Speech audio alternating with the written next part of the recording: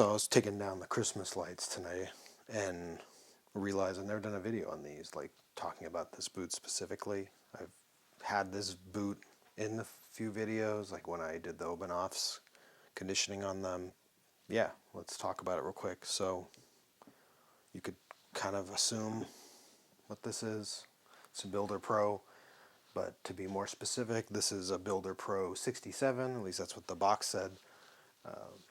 I don't know if that's really a model per se, but this is obviously on the 11067 last, which hence the 67. This is a 10-inch, which I think is kind of the standard, you could say, for Builder Pro, but you could obviously option them down to a 6-inch. I think 8-inch Builder Pros are probably somewhat common. 12, I think you can do. You'd have to be pretty tall, I guess, for that to work. What else? Oh, V100 sole, not Red X, just the regular one. I don't think they put the Red X normally on Builder Pros. That's what kind of distinguishes the Hot Shot, the Fire Boot, as well as the special stitching that doesn't burn. 64 brown, smooth. I know you can do other leathers and smooth or rough out. This is just all smooth. Oddity with this, I mentioned in the other video, ever since I got them, and I'll throw the ready to ship picture. These are ready to ship by. So yeah, I don't know what that's about. Both of them are the same way.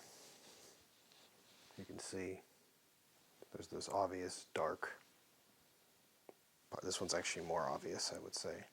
And you could tell it's exactly where like the heel counter inside there is. I don't know what that's about, but it doesn't really matter. I did try the original open offs just on the heel, and then I've done the whole boot with open offs before in that other video, and it doesn't seem to matter. It's just the heels are dark. Maybe that's why it was ready to ship. Maybe the guy who originally bought them didn't like that. But what else? Oh, I think the standard with Builder Pros is to have the sawtooth, whatever, logger, kilty cut versus like I guess the Heritage one, or even the Packer one's a little different.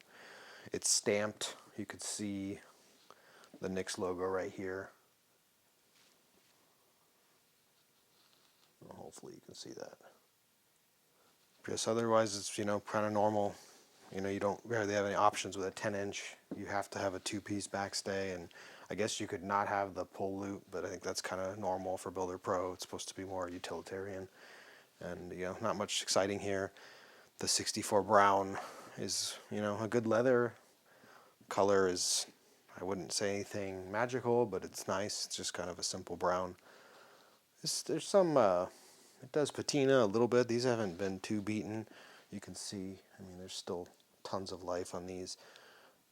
Kind of being as kind of rough of a tough boot as it is, I wear them doing work outside from time to time, or if I know I'm going to go somewhere, be off-road a lot. I've taken them on a few hikes because of the V100 sole is kind of good for that rocky terrain. I would say the classic heel stack, which again is the default. I think you could obviously do a custom one lower. I don't like it. I've mentioned this before. It's just too tall. I can handle it, but I would never buy another boot with a tall heel like this. I have this and those Packers and the Thurman 55, and I'm debating this. This one I wouldn't sell because it does its job well as a work boot, for doing stuff outside, getting on a ladder and climbing up and whatnot. But those Packers, I'm debating about selling them or having them a cobbler take a few layers of the heel stack out, or maybe even try to do it myself. I don't know. I don't like these tall heels. They don't balance right. I feel like more of your weight's in the front of your feet, and it's kind of tiring on your back and whatnot. I don't buy the spiel that you hear Frank's and some of these old videos of Nick's talking about. It's silly. I always talk about this, but it's like all the known evidence of high heels screwing up women's feet and whatnot, and then they want to say the logger community that it's better. I don't buy it. I get if you need it for a purpose, you need this tall heel to dig into something, or a cowboy, you need a cowboy tall heel to really hold into the stirrups on your horseback. But to try to claim it's better for posture, it's just marketing nonsense. It's not better for a lot of us. It screws up our back. Anyway, Something I want to do here to kind of show us kind of a difference is here's kind of like the two extremes you can do with the 67. So to me, this is a very heritage, fashionish boot. Obviously, it's still a Knicks, so it's heavy duty, but you know, it's a more, or sorry, less rugged leather, being natural Dublin. It's going to stain. It's going to show wear, patina a lot faster. The leather sole obviously limits your abilities significantly. You're not going to do heavy work in a leather sole. This doesn't make sense. It'll wear out and your traction's limited. This heel's lower, which I actually kind of like. But, you know, this is sort of, you know, you could say the dressy fashion side of what you can do. And the 67 to me works here because it kind of has a stylish look with the popped toe, the bump toe, sprung toe. Again, I think, or I almost know that I've seen them talk about this was trying to mimic the 310. I think they did a good job. In some ways, I would say it's a more pretty shape than the 310.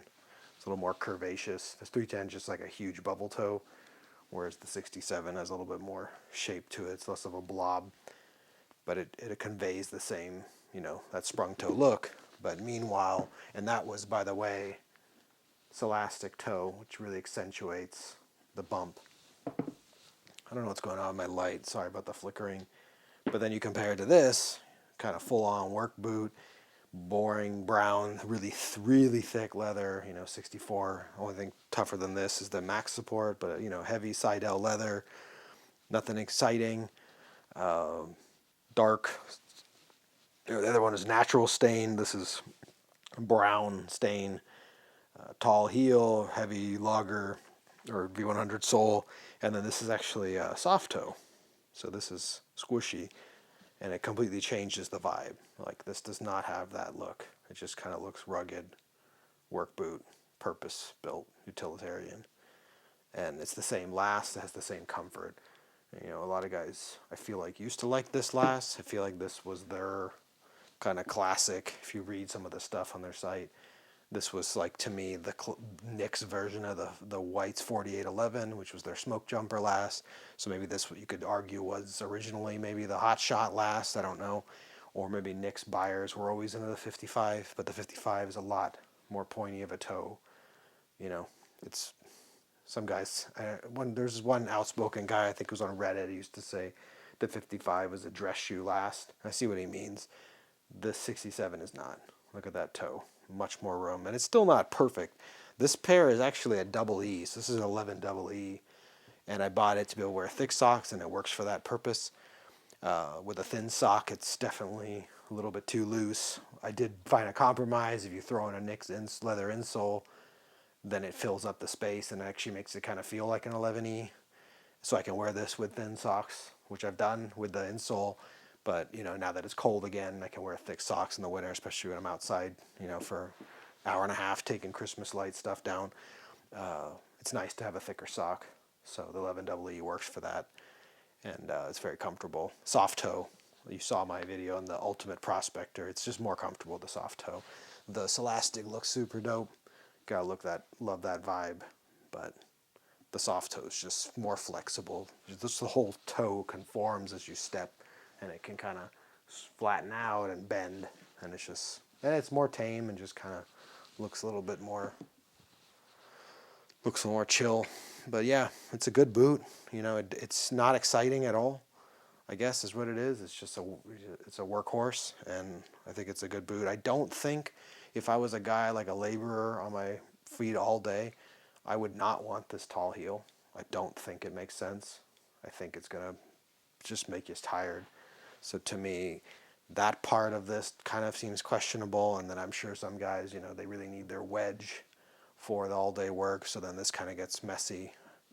They claim their whole, you know, Delta arch, but the Delta arch is still built on the H&W last, which is trash. The last is terrible.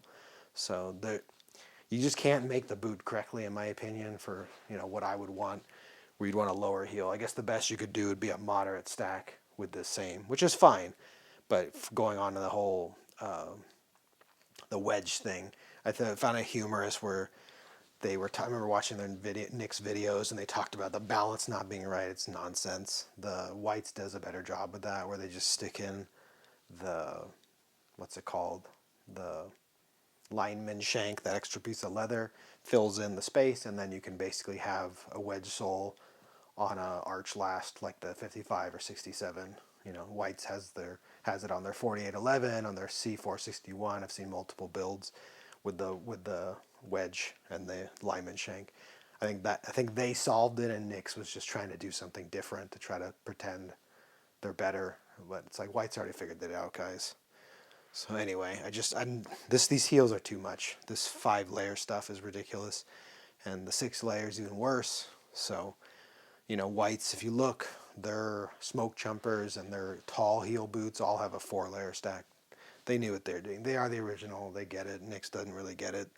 They just seem to be trying to do their own thing. And Frank's, maybe the original general manager or one of the original general managers was the problem, because I've seen Frank's boots.